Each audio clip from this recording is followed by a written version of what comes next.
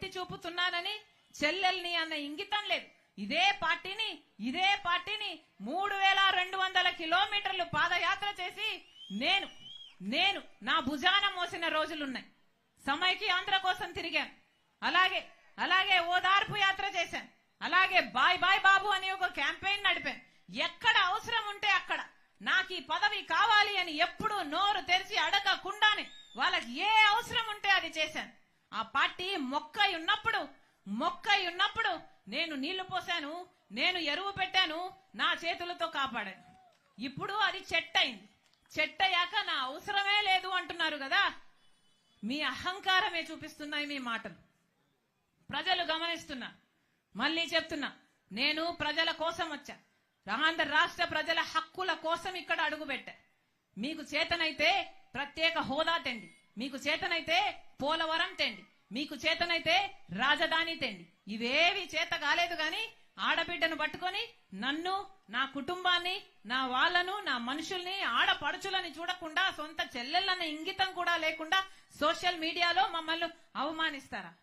ప్రజలు చూడ్డం లేదా? మీరు చూడ్డం లేదా? మీ ఇంట్లో లేరా అక్క చెల్లెళ్ళు? మీ ఇంట్లో లేరా అమ్మలు? మళ్ళీ చెప్తున్నా, ఇలాంటి నియంతలు మళ్ళీ అధికారం లేకొస్తే ప్రజాస్వామ్యం అన్నది బతకదు. నేను రాజశేఖర రెడ్డి బిడ్డను. రాజశేఖర రెడ్డి రక్తం నాలో ప్రవహిస్తుంది. పులి కడుపున పులే పుడుతుంది. నా గుండెలో నిజాయితీ ఉంది. నా పుట్టింటి ప్రజలకు అన్యాయం జరిగింది కాబట్టి వాళ్ళ హక్కుల కోసం కొట్లాడడానికి వచ్చా. ఇక్కడ ప్రత్యేక హోదా వచ్చేంత వరకు రాజశేఖర రెడ్డి బిడ్డ ఇక్కడ నుంచి కదలదు. పోలవరం ప్రాజెక్టు పూర్తయ్యేంత వరకు రాజశేఖర రెడ్డి బిడ్డ ఇక్కడ నుంచి కదలదు.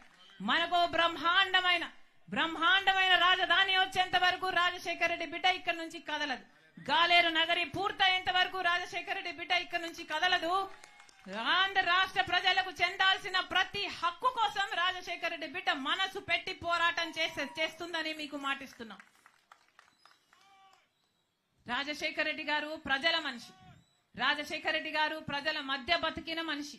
రాజశేఖర రెడ్డి గారు 25 సంవత్సరాలే కాదు, ముఖ్యమంత్రి అయ్యాక కూడా ప్రజల మధ్యలోనే బతికిన మనిషి. ఆఖరికి చచ్చిపోయేటప్పుడు కూడా రాజశేఖర రెడ్డి గారు ఎలా చచ్చిపోయారు? రచ్చబండకని, ప్రజల మధ్యనే ఉండాలి నేను అని, ప్రజలకు ఇంకా ఏదైనా